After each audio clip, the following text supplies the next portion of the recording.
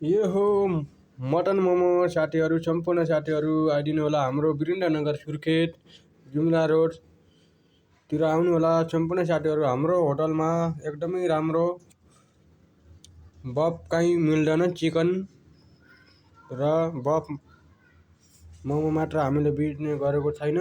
हामी भनेको बफको प्रयोग गर्दैन, चिकन र मटन मोमो पाउँछ। यस्तो तरिकाको मटन मोमो बनाइन्छ। हाम्रो वीरेन्द्रनगर सुर्खेत 6 जुम्ला रोड हाम्रो होटलमा आइदिनु होला भन्न चाहन्छु। वीरेन्द्रनगर सुर्खेत। नमस्ते साथीहरू, स्वागत छ मेरो होटलबाट तपाईँहरूलाई, मेरो तर्फबाट भन्न चाहन्छु। हामीले एकदमै बस्नको लागि एकदमै राम्रो पर्दा लगाइदिन्छौँ। यो कहीँ यस्तो हो, यसलाई यस्तो गरेर लगाउनु पर्छ। यो होटलको भित्र खाजा खानको लागि हो साथीहरू।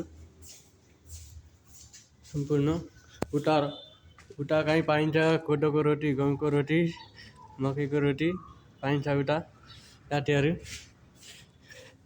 यो कहीँ हाम्रो किचन। अब म मोमो बनाएर मैले रेडी गरिसकेको छु।